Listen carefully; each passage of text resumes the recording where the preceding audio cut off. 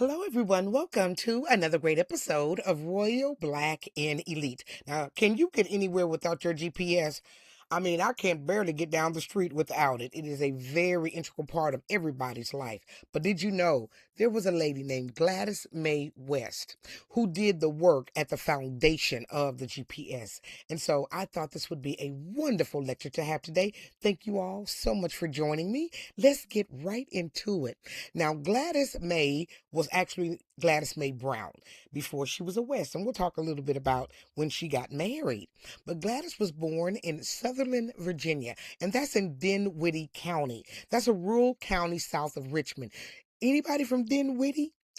She was born on October the 27th, 1930. Now, her family were a farming family and they were sharecroppers. And so, as a little girl, she used to help on the farm. Her mother also worked at a tobacco factory and her dad worked for the railroad. So, double jobs. But her education was truly the door that was opened for her because she was extremely smart. Now, she was the top two students from each graduating class would receive a scholarship to Virginia State College. So this is where she was going to high school. And of course, she was going to be one of those ones because she was extremely smart. West graduated actually valedictorian in 1948 and she received the scholarship. So at VSU, she chose to study mathematics, and that was something that was really not studied by a lot of women. And she also joined the AKAs, the Alpha Kappa Alpha sorority. Now, she graduated in 1952, and she graduated with a Bachelor's of Science degree in mathematics. And then she taught math and science for 2 years in Waverly, Virginia. Now, West returned to VSU to complete a master's in mathematics in 1955. She graduated. So, I mean, just phenomenal. And she began another teaching position at Martinsville, Virginia. So she kind of stayed in the Virginia area.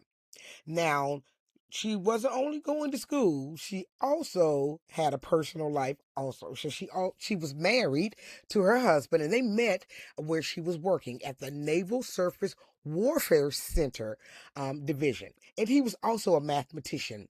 They were two of the only four black people who were working there. So they hooked up.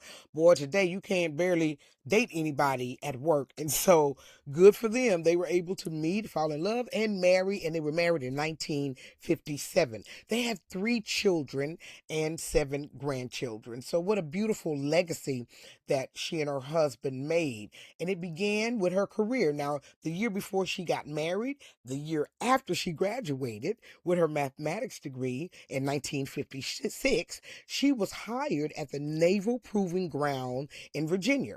It later would become the Naval Surface Warfare Center. And she was the second black woman hired. Now, like I said, it was only 4 people working there who were black, and so 2 women and 2 men. She was a computer programmer, a project manager for processing systems for satellite data analysis. Whew.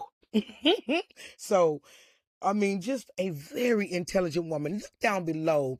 I did another video on Katherine Johnson, and she was the woman who worked at NASA. It's really important to, as we rev up for Black History Month, to know these people outside of our normal experiences around Black history. And I really appreciate you tuning in and finding out and learning about these really important people throughout our history. And really for her today, because again, she just recently passed. Now, in the early 1960s, West participated in an award-winning study that proved the regularity of Pluto's motion relative to Neptune. So, you really have to be interested in stuff like that. And by then, she had gotten a master's degree in public administration from the University of Oklahoma. And you can tell on these pictures, doesn't she just look so smart? I just love it.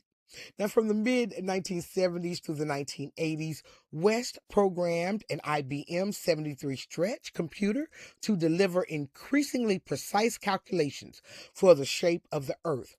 They used those numbers in what we know today as the satellite system. In 1986, West published data processing system specifications for the GeoSat satellite radar altimeter. Now, Gladys worked at her job, which was Dahlgren, for 42 years, and she retired in 1988. In 2000, she completed her PhD in public administration from Virginia Tech. So I am just honored to bring you a little bit more about our Black history. Miss Gladys West, Miss Gladys May West, who brought such a profound contribution to math. Now, if you want to continue to learn more, click down below so you can learn about our Black history. And as always, my lessons are for educational and entertainment purposes only, and the Fair Act use is in effect. Thank you all so much for watching. Now hit like, share, and subscribe, and have a wonderful evening. Thank you for joining me.